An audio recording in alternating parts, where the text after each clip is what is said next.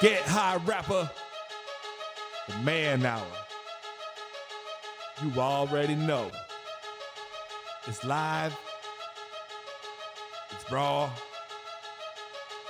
It's going down. Like this. I'm going around and letting everybody know that they welcome to the show. It's the latest thing you ever seen, you already know. Let me introduce you to your host of the hour. It be Mike and Mike. Yeah, it's the man hour. Got the hottest plays, all the breaking news. Every rumor, every trade, every breaking bruise. Tighten knuckle screws, yeah, it's going down. Have you saying what the fuck and never watered down? It's going down, I'll be rolling up. And if you buy it or you sell it, then you made the cut. Watch me flip it back, I can double up. I got sriracha for that ass, I'ma burn it up. Gotta check the rules and know that it be fair and foul. Rap blow the whistle, coach throw the towel. We can do this on the field or outside the lines. It's the man hour though, now we going live. And what is up, everybody? Welcome to the Mike and Mike Man Hour here. Michael Buckheiser here with Mike LeBlanc will be here with us in 1 second. But before we bring Michael on, we got to take care of some household chores here. And guys, we're still giving away that $100 Amazon gift card. All you got to do is like the Facebook page. You want to get some more entries, all you do is simply share this page as well. Join one of our Trash Talk groups and become a top fan. How do you become a top fan, you ask? Simply interact with us in the chat here. We have like 4 or 5 top fans now, and we love those people over there. Jameson is one of them, in every night. What is up? We see some people in the chat already. What's up, Josh Vineyard? What's up, Rod Mays? Strikeout Beer. Guys, go check out Strikeout Beer. They're on Wednesday nights, 8 p.m. East Coast time, right here on rtfsportsnetwork.com. Guys, and you're going to miss any part of the show whatsoever tonight. We are live on the rtfsportsnetwork.com, noon edition East Coast time, Monday through Friday. Also out there on iTunes, Spotify, and iHeartRadio as well. Like I said, guys, Mike will be with us momentarily, but we have to give some shout-outs here. Give a shout-out to Strikeout Beer. Give out a shout-out to Twist. Give a shout-out to On and Off the Field. And speaking of the devil, Mike LeBlanc sits down at his desk and says, "What is up, brother?" What is going on? Man, it is a beautiful day here in southern Indiana. It rained from I don't know, Wednesday to Sunday afternoon, but it's been perfect weather-wise since then. Like Hurricane Irene or something, I guess, came through, the remnants of it. So I'm sure you guys got hit by that too. But yeah, we did. So it was we got some rain this weekend. My backyard is just like we got a bad storm today. My backyard is just trash, dude. There's limbs everywhere. I've got a lot of cleaning up to do. So Mike, as you guys know now, Cindy works the Saturday and Sunday. Cindy is my wife, and she works 14, 15-hour days on the weekend. So I definitely bless her for that, man. I am so over those 15-hour days, especially a nurse. So they have to wear this hazmat suit now with those plastic shields you wear to weld on cars or weld on cars or shit like that. They have to wear those now because COVID or whatever. But whatever, I digress. So she comes home, her boobs hurt because she's ready to feed the kids and all that stuff. And she asked me to make her a peanut butter and jelly sandwich. Okay. Oh, they're so good. They are so good if they're made by somebody else, right? I absolutely hate making peanut butter and jelly sandwiches. I cannot stand.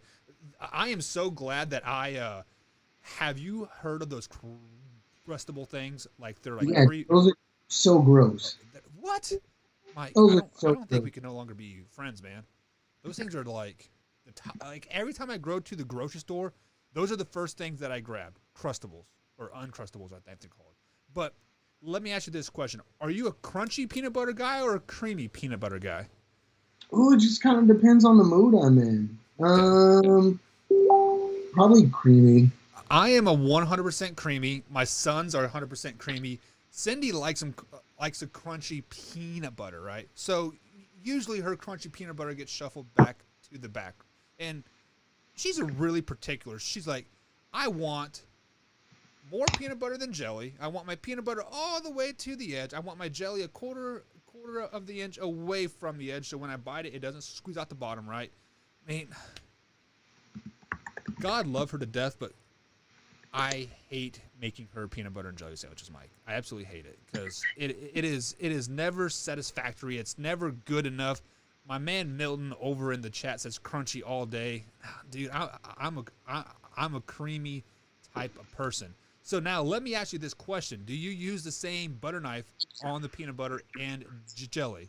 No, you can't do that. It's you use the butter knife for the peanut butter, and then you have to use a spoon for the jelly. And you can't just like scoop the jelly and then throw it on there. Like you have to like stir the jelly up a little bit, right? To get it like to kind of break it down, and then you put it on the bread and makes it all nice. Oh, there's an art form to making a peanut butter and jelly sandwich. Yeah, so I never thought about using the spoon for jelly, but that is definitely a pro tip there, man. Like, yeah. And Rob May says she likes the nuts, and she does like the nuts, very, very much so. Extra salty ones, from my understanding. But it just like, so I always put the jelly on first and then the peanut butter because I don't switch. I just use a knife, whatever. So right. There's always remnants of jelly in there, and you can always tell when she makes it because she uses strawberry jelly and I use grape. So I don't know. She's just. You're horrible. You're a horrible peanut butter and jelly sandwich maker. That is why I buy the Uncrustables. That's horrible. It just no, bro. So, do you cut your crust off too? I do not, but I do have to cut it diagonally. So, like when my mom used to make it, like make a little smile. No, I'm totally kidding. You still do it today. Don't lie. Don't lie. To be totally honest, dude, I would eat peanut butter and jelly every day of the week if I did not have to make myself peanut butter and jelly. Because I hate scooping out the jelly. I'm definitely going to try the spoon. That seems like a pro tip, man. Like that is some insider information that I wish I'd known. When you open the jelly, right? Don't just scoop it out right away. Like stir the top a little bit. It separates. Yeah, it separates it a little bit, and then it goes on the bread, and it's smooth like butter, man. I'm telling you. So this might only be like a Kansas thing, but did you guys ever have marshmallow, like the marshmallow mix and peanut butter sandwiches? Like the marshmallow fluff stuff? I mean, yeah, we have the marshmallow fluff, but why the hell would you put that with peanut butter? Because it's fucking delicious. What? Try it, bro. I'm serious. That's some Yankee shit. That is some Kansas shit, I guess. I'm not for sure if we were Yankees or not. I can't remember. I'm not very good at history. I think you would be considered North. Yeah, but I don't know. We're the Mason-Dixon line, homie.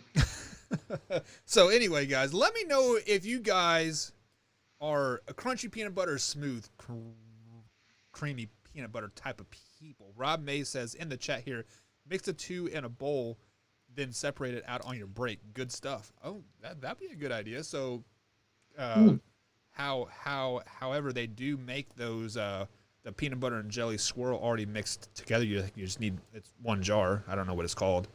That's horrible. I hate that.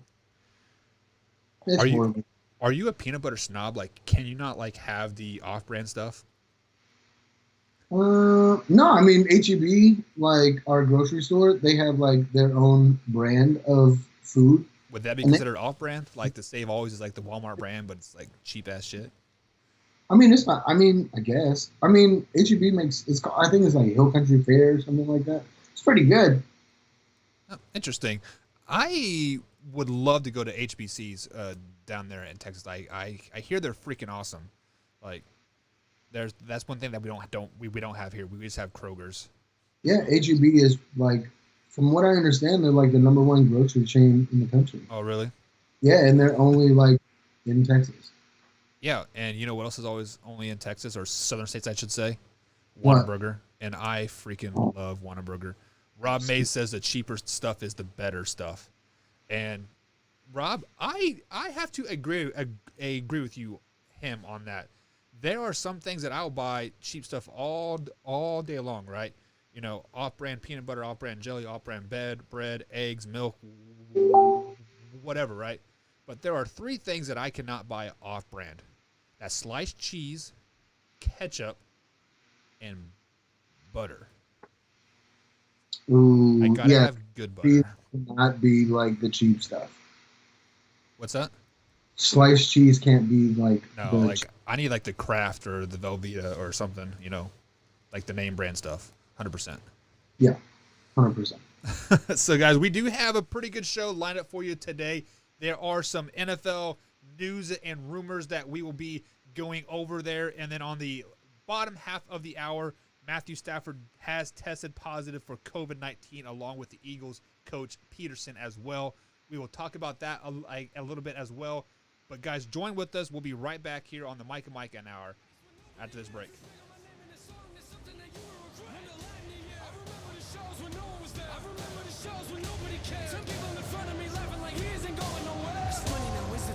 Life isn't how I envisioned it. This type of life, it just ain't how I pictured it. I'm in the back of the tour bus trying to face to my family is different than what you think it is. Write a review, tell me what you think it is. Give me 3 stars and call me an idiot. But to be honest, it don't make a difference. I know some people don't get it, but you have no into the therapy session. If you don't like music that's personal, I have no clue what your people are doing and might as well throw out the record. I pull up a chair, I track to my music like nobody's there. Only person I judge is the one in the mirror. And lady, he ain't doing well. I don't need y'all in my ear. I'm tired of hearing it. You call it music, I call it. And welcome back to the Mike and Mike Man Hour here. Michael Buckheister with my man Mike LeBlanc.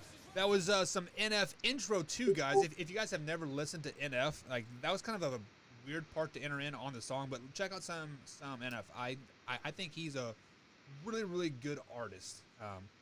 He was actually on the was it Thursday Night Football? His song was played for the intro, if I'm not mistaken. But I'm not sure. But yeah. I really didn't watch a whole lot of Thursday Night Football, honestly. Honestly, I hate Thursday Night Football. Yeah. Because I believe there's some stats out there like 85% of the time the home team wins. And then they try to like spice it up with these up your mic up a little bit, please.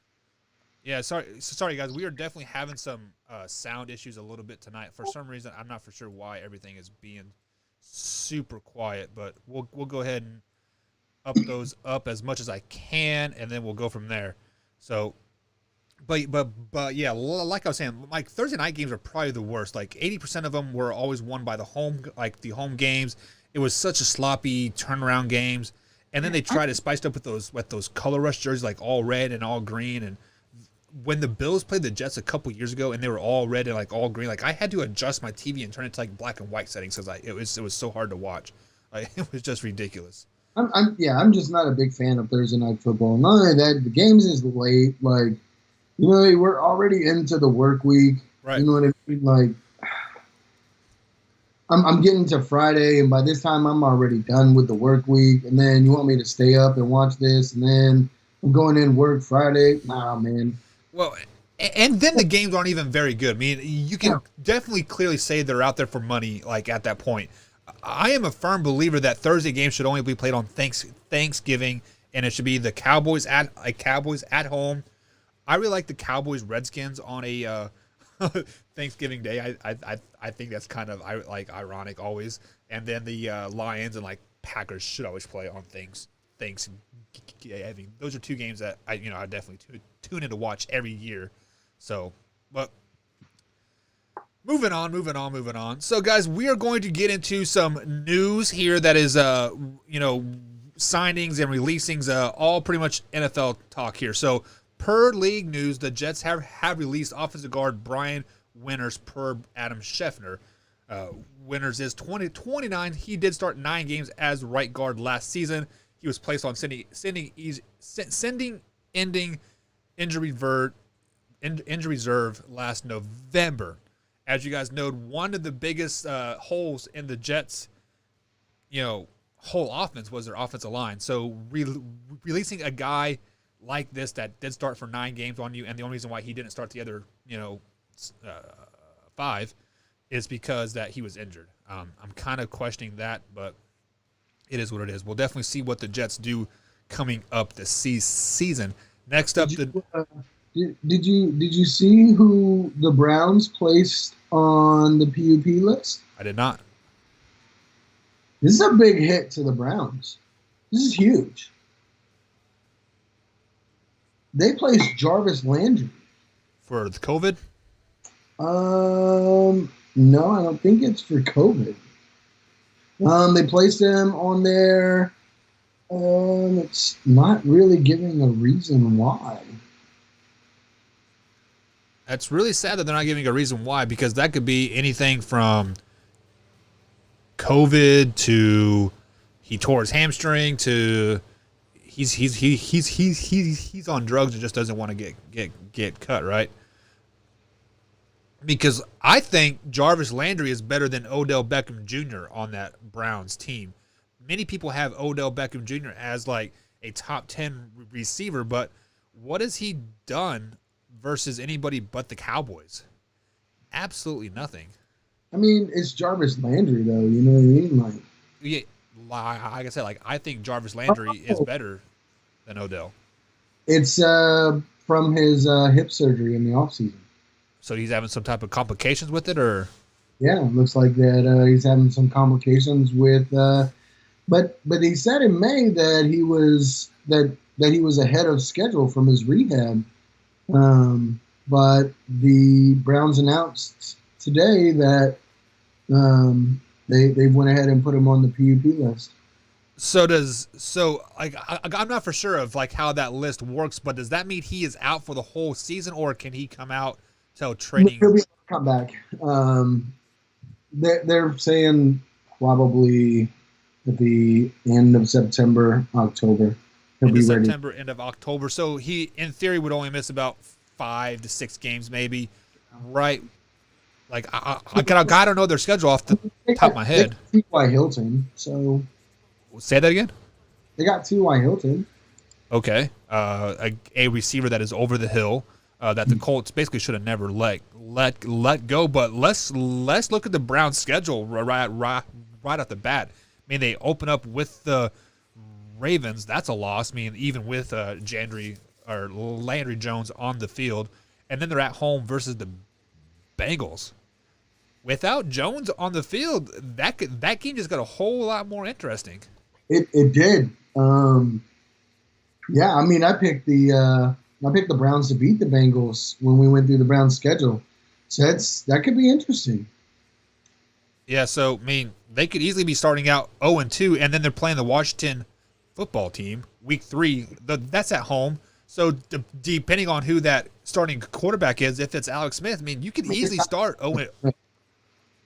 What? The starting quarterback for the Washington football team. It sounds so stupid to say that, but anyway, for Washington, it's got to be Alex Smith, right? I mean, you have that caliber of a quarterback being able to go full activity again. I mean, I know he's been out of football for a while, but you gotta. I would go with Alex Smith over Dwayne Haskins. Yeah, but as of now, you drafted Dwayne Haskins to be that future of that franchise, and you brought Alex Smith in there to teach him how to be a professional athlete, much like what he did with Patrick Mahomes. So I think it is Dwayne Haskins' jobs to lose, and like I say lose, I mean like they're like 0-10, 0-11. They're just getting killed, right?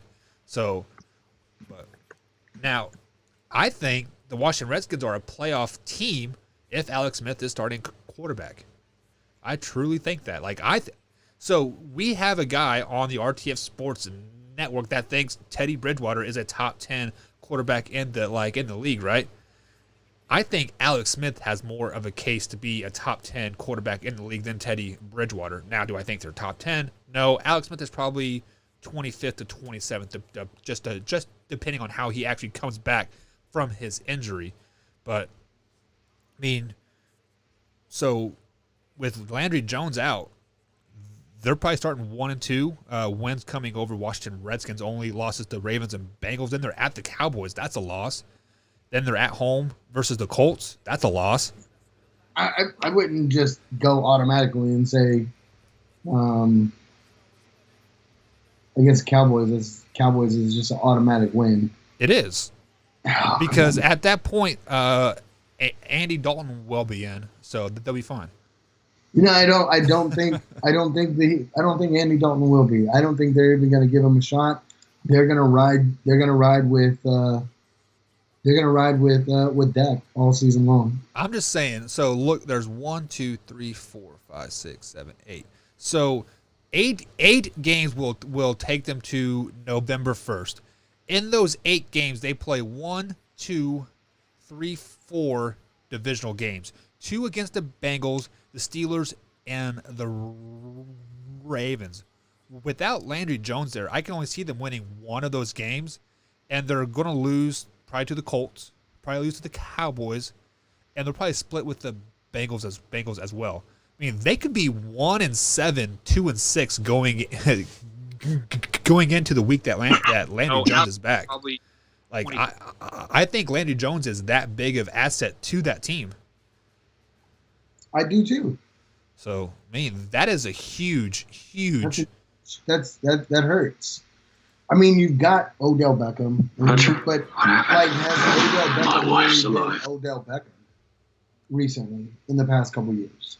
I still say that Odell Beckham Jr. is highly overrated, not a top 10 quarterback or a wide receiver in the league.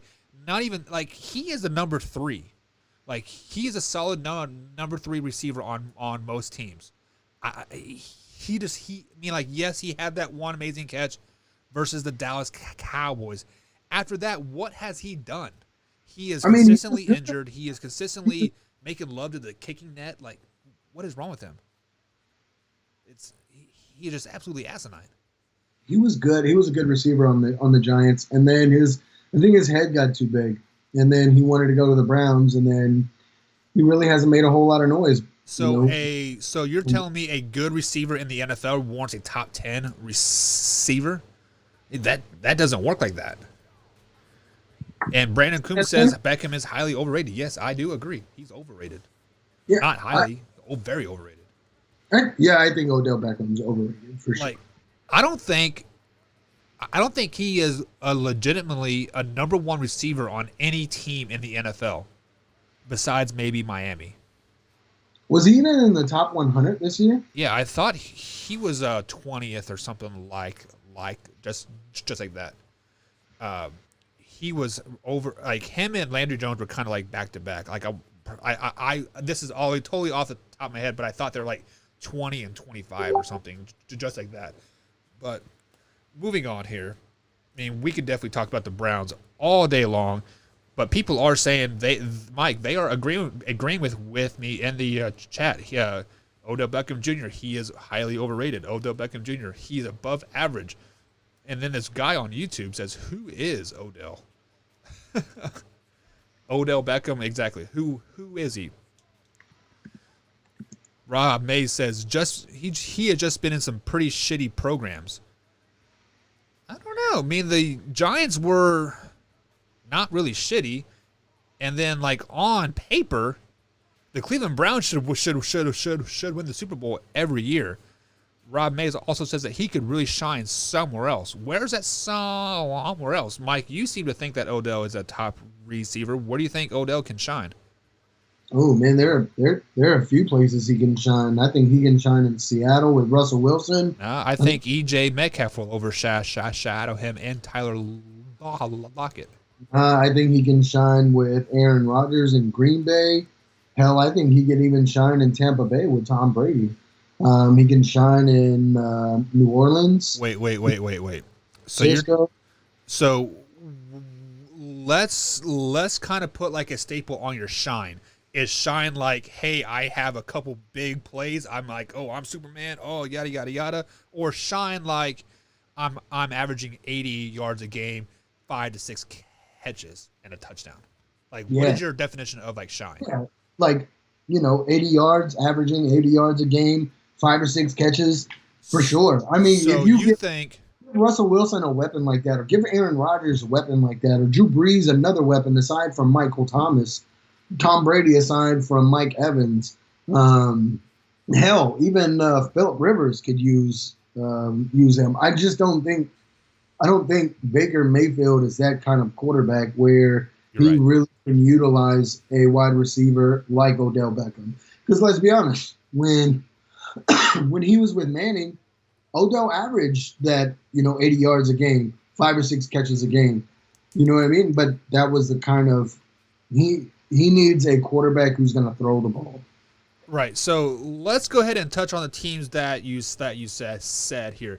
Seattle, I think he would be a third option in Seattle. I think EJ is the clear number one there. Well, he's like 6'7", 6'8", 240 pounds, huge target for Russell Wilson just to throw the ball up and go get.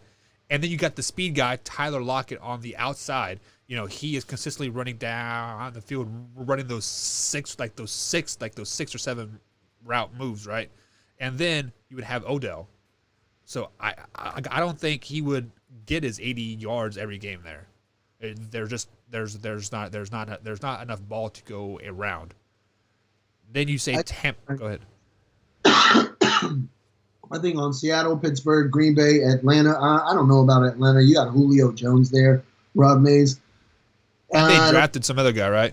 Yeah, I don't see Odell going to Atlanta and just being. He would have to take over Julio Jones' spot, and Julio Jones is a much better wide receiver than Odell Beckham. Let me tell you where a place where Odell Beckham can shine. A team where there are no expectations. That's why he did well with the Giants those first couple years, because there were no expectations. Then he elevated his game that 5 or 6 games. Then they expected him to do that, and then he crumbled on himself. So he would have to go to a team like the Raiders, a team like Miami, a team like Jacksonville, a team like the Carolina Panthers. That is the only place where he could shine. He would really shine right now. Since you said the Carolina Panthers, move his ass over there to the Patriots with Cam Newton. Really?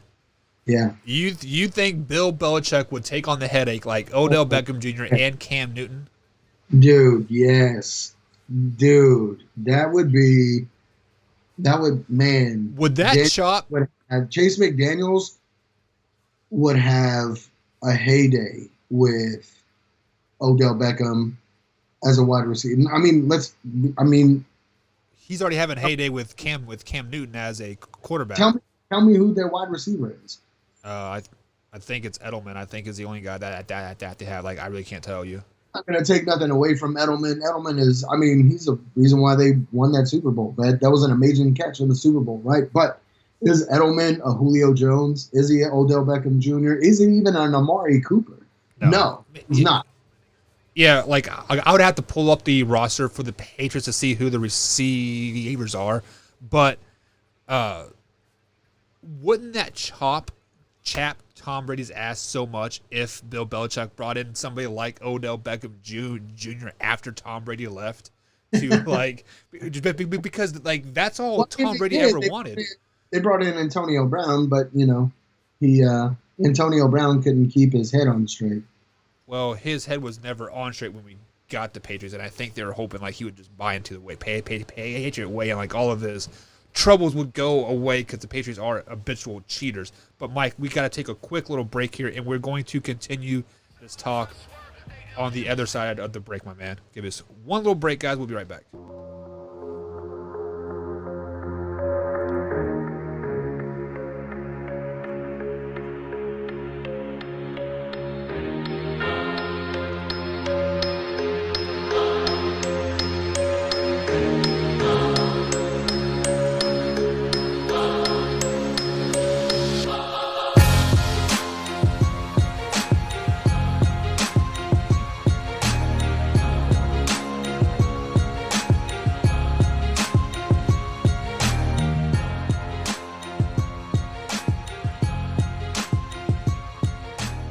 Alrighty, guys, welcome back to the Mike and Mike Man Hour. Michael Buckhouse with my man Mike LeBlanc here. And over the break here, we had some people chiming in on the chat. Rob Mays, very active in the chat tonight, my man. Thank you very much. Mike, that was my old coach. That was my old football coach from my 8-man days. So, yeah, shout out to Coach Mays there. So he says, who cares if Tom Brady's ass gets chapped for them bringing in Odell Beckham Jr. to Patriots? Rob Mays is a Tampa Bay Buccaneer fan. He has been a Buccaneer fan as long as I could remember. So I think he is sipping that Tom Brady juice over there a little bit and thinking they're going to go to the Super Bowl when, quite frankly, they're going to go probably 7-9. But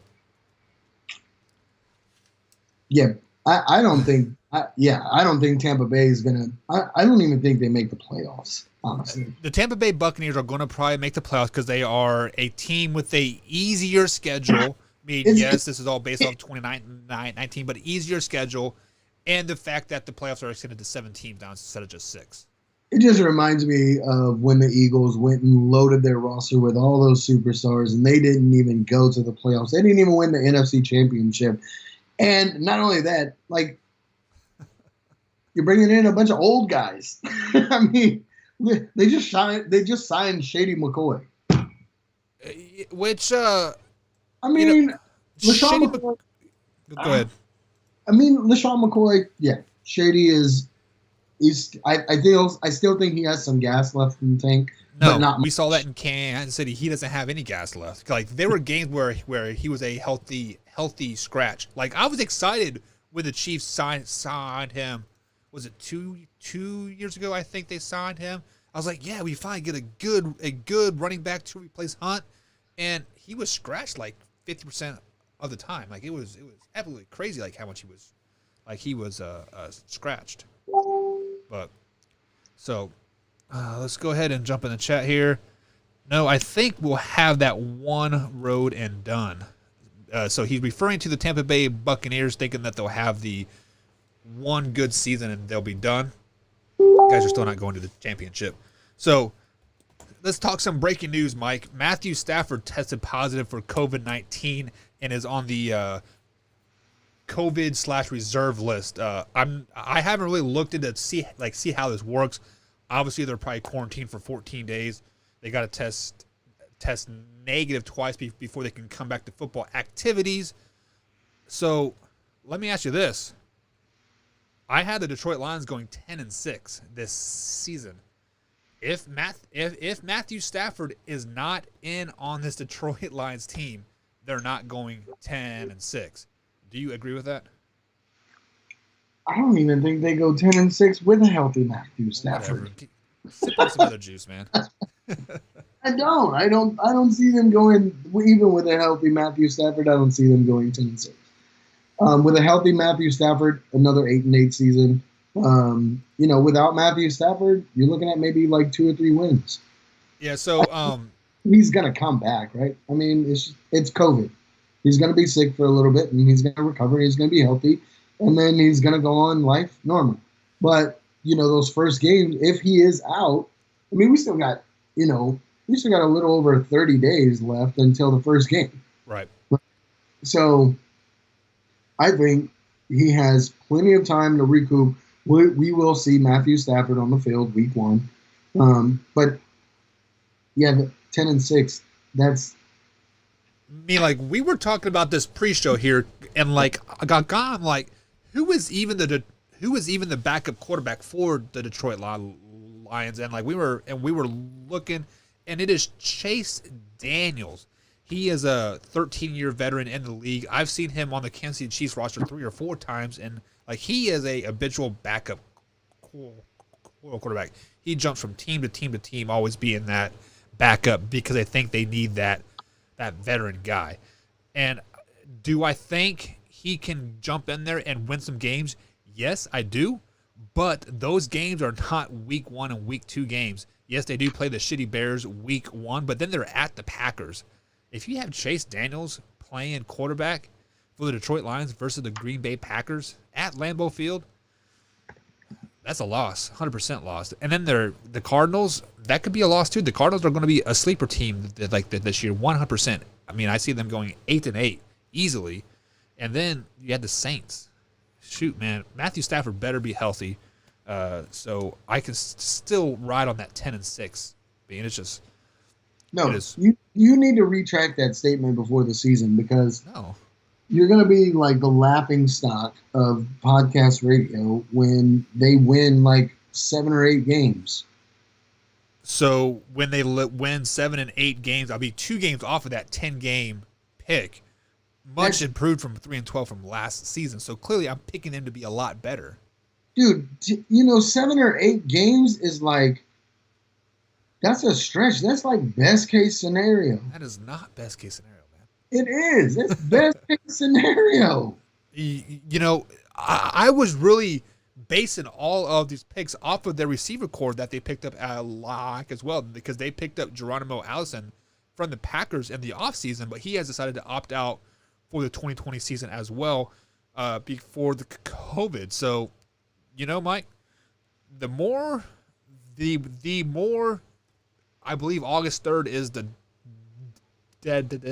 August 3rd at 4 p.m.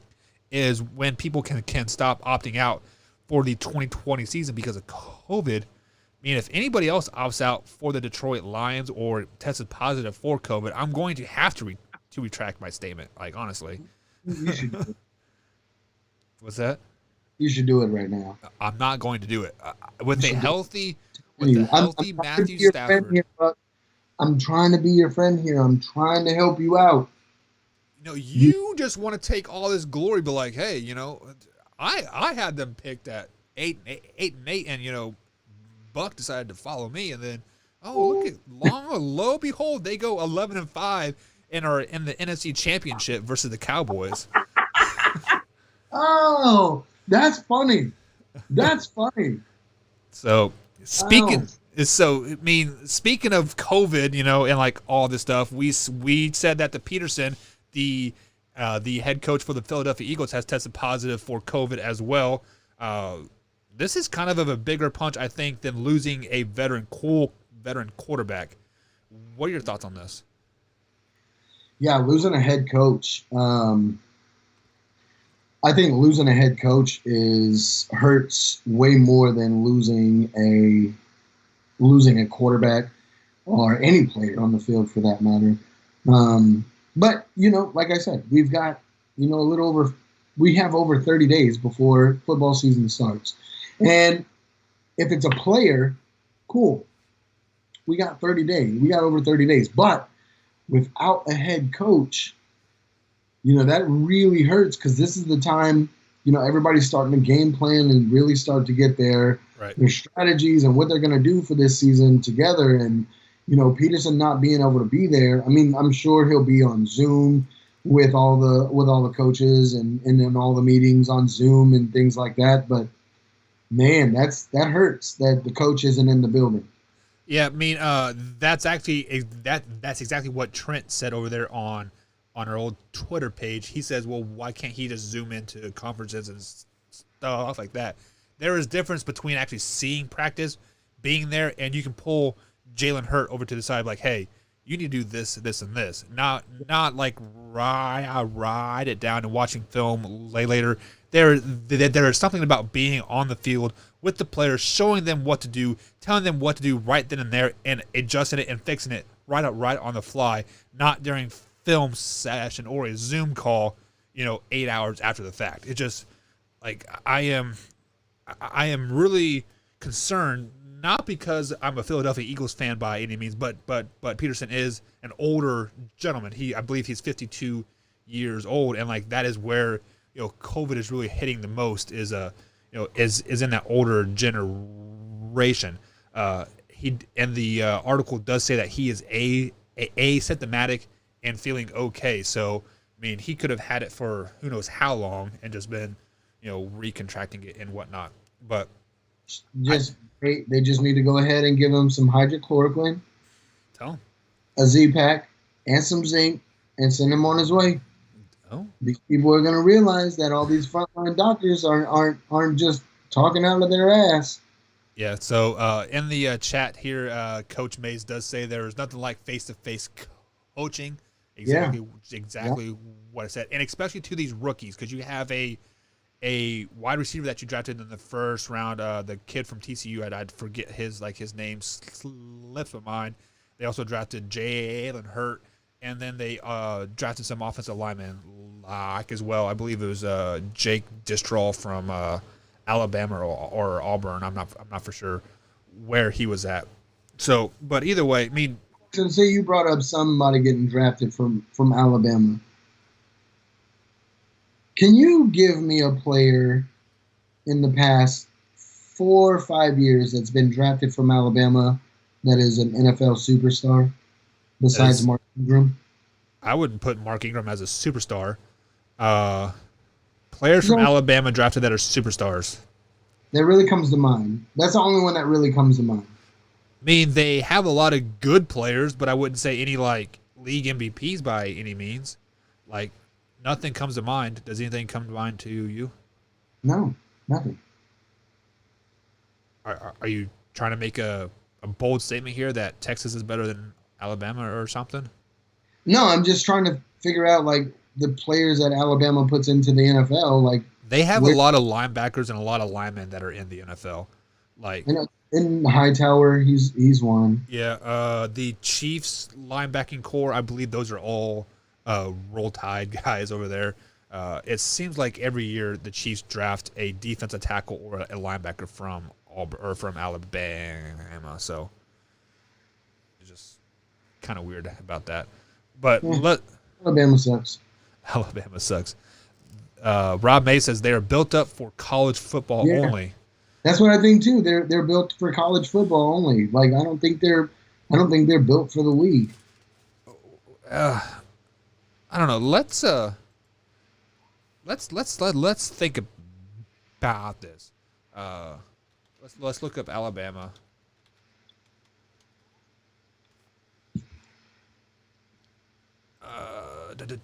So like, I don't know. Does Alabama run a pro style offense? I can't remember for sure. Like, are they considered?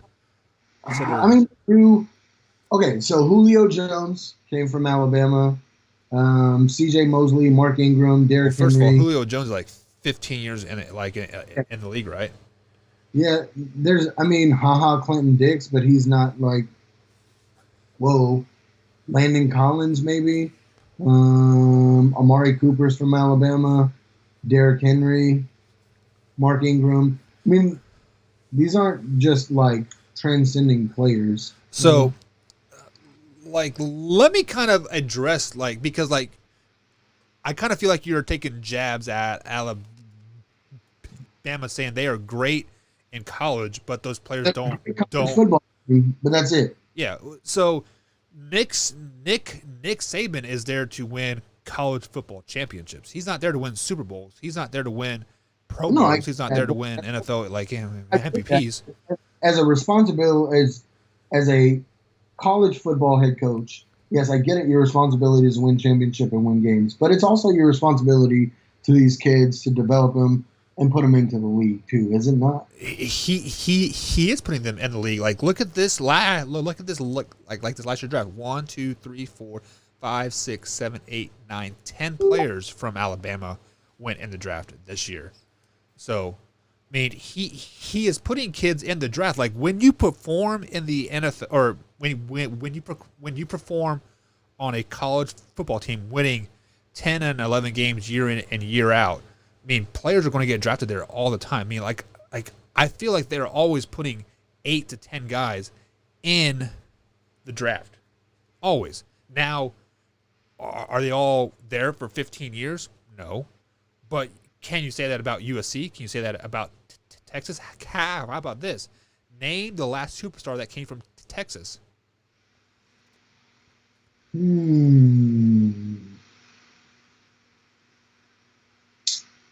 Let's see. Malcolm Brown, Quandre Diggs. Are they because Brown it's a second year? This is his second year in or third year in. So is he considered a superstar? Yeah, he's a baller for the 49ers. Okay, well, that's one guy. You named 4 or 5 guys from Alabama, right? You had Julio Jones, you had Clinton Dix, you had. So Malcolm Brown, Devontae Davis, cornerback for the Seattle Seahawks. Now, what is his name? Justin Tucker, Mr. Automatic for the Baltimore Ravens. So you're a superstar kicker. Congratulations, Texas. Kenny Vaccaro. I haven't heard of half these players, but what? You were going to tell me a kicker is a superstar? Earl Thomas. Okay, he's a superstar. I'll give you Earl Thomas. But let me tell you this: like Nick Saban is putting 9 to 10 players in the NFL draft every year, right? Yes, some of them are busts. Some of them are, 4 or 5 year players. You never hear from them ever again.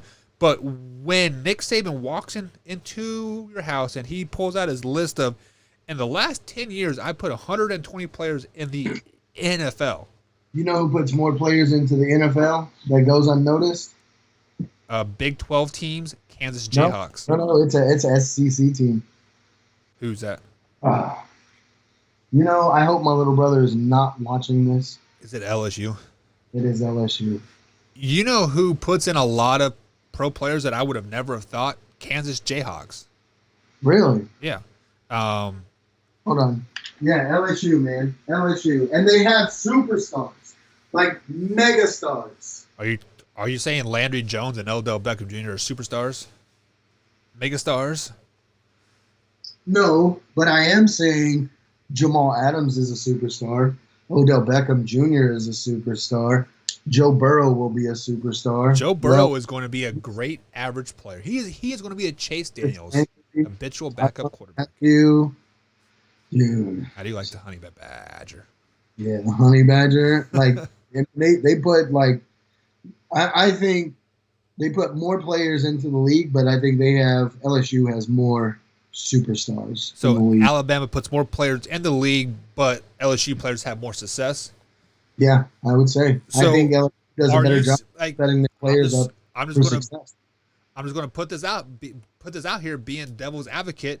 Maybe the fact that LSU players have more success than Alabama players is because Alabama has so much success in college, so those players get drafted higher, and the LSU players get drafted on lower team or like lower in the rounds, so they're going to more established teams, so it's a lot easier to be successful. I wouldn't say that. I wonder if there's a stat of like where the average like if you were to go to Alabama, are you more likely to get like drafted higher than the same player like if you were to go to LSU? Like I wonder if there's some type of stat out there.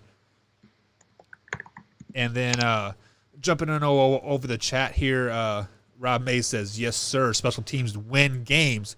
Special teams also loses games. So, and then he also says, depends on where he goes to be developed in the league. I'm not for sure who he's referring to. But yeah, I mean, I've never played in the NFL, so I don't know how they develop players. Like, do they actually take time to develop the player, or does all the development happen in the college ranks and you just learn to be more nastier when you get up into the NFL? So I don't know. We need a professional player on just to talk and just to see how much the development actually happens in the NFL. We need to get Chris Sims on the show. Yeah, I am trying. Chris Sims, if you're listening right now, man, slide on in there, brother. Let's get you in here. So, Mike, let's go ahead and talk a little bit of baseball. I know we don't talk a lot of baseball on the show, but your boy, Aaron Judge from the New York Yankees, has homered in 5 straight games. Is this guy like the best all-around hitter in the Major League Baseball today? Not of all time by any means, but not of all time, no. But I mean, I think he will be when it's all said and done. I think Aaron Judge will be. This is nothing new. If you're a Yankees fan and you've been following Aaron Judge since he came into the league 4 years ago, you would know. Aaron Judge has been like this every single year. He's been consistent like this every year. You mean consistently on the IR or consistently hitting home run? Calm down. I mean, he's consistently. He reminds me. I mean, he's not a great base hitter. It's either go big or go home, right? Yeah, he's a go big or go home. He's that player you probably want to put fourth in your lineup. Yeah, I mean, I think he plays right. He plays right field. Dude, this guy is 6'8", 290 pounds. Yeah, the dude's a monster. That screams Powerball hitter. Like, Hmm? shit. I saw him playing the other day versus it was versus the Washington Nationals, and like I'm like, man, this dude could be a hell of a football player. Like he just looked like he towered over everybody. Like I didn't realize he was fucking 6'8". Can you imagine Aaron Judge as a linebacker? Dude, could you imagine him as like a receiver? 6'8", 280? Yeah. No, I would like to see him as a linebacker. I think he's too big for a linebacker. I mean, Ray Lewis. He wasn't no 6'8". He was like 5'5". He went 6'8". He was like 6'2", but he was like every bit of like 260, 270. Dude, his arms were like both my thighs put together. That dude had like 28-inch pythons. But this is nothing new for Yankees fans. Like, we know this is what's going to happen. This is what we have as Yankees fans. This is what we've come to expect from Aaron Judge, right? You were talking about that earlier with Odell Beckham, right? We expect this. The difference between Odell Beckham and Aaron Judge is Aaron Judge continuously produces. Yeah, so your Yankees did beat the Red Sox tonight 9-7, pushing them to 7-1 on the season so far, man. They're off to a pretty damn good start. Yankees are going to win the World Series this year, boys. You know, Mike, I'm going to root for your Yankees just because I believe my Royals are already out of the playoffs, and it's only like second weekend of the season. You know, I watched your Royals last night against the Chicago White Sox. Yeah. And they had them. The White Sox were up. I think it was like 7-4 in the bottom of the seventh or bottom of the eighth, one of the two.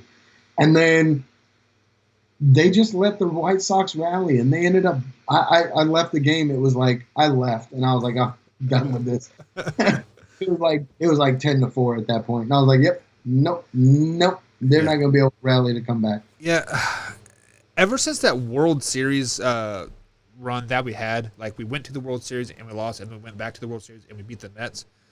Like, they haven't been shit, man. Like, they let all their guys go. They didn't, like, I really thought they had a foundation built to make a serious run, but then, you know, they had players like Hosmer and Moustakas and Kane all do it for these deals, and they simply could not pay everybody, so they just let everybody go. And now they're back in rebuild mode, and probably here in about 4 or 5 years, they'll come out of the blue again and make it to the World Series and win again, and then they'll be back to square one again. So it sucks because the Chiefs are going to win another Super Bowl. Sporting KC is going to win their MLS Cup. No. I know I said it earlier. I think I said it probably earlier in July, maybe at the end of June, that when we were breaking down the schedules, I said that Kansas City was going to go back to back. Nah, bro.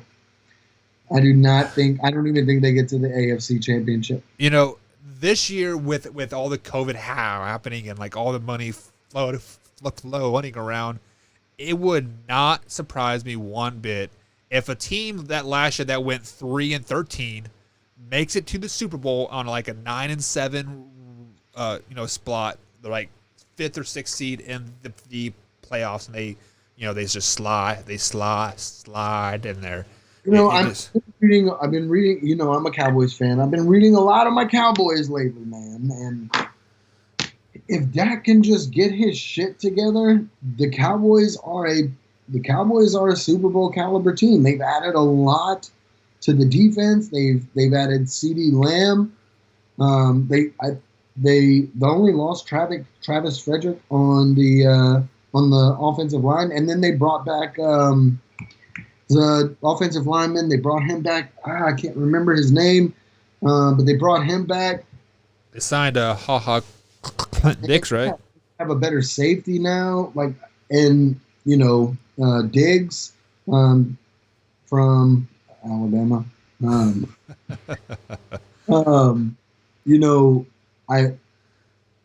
The Cowboys are set up for success, and they're all young, and everybody's under contract for a long time right now. Dak's not underneath contract. you know, if Dak can't produce this year, I don't think Dak is going to be with us.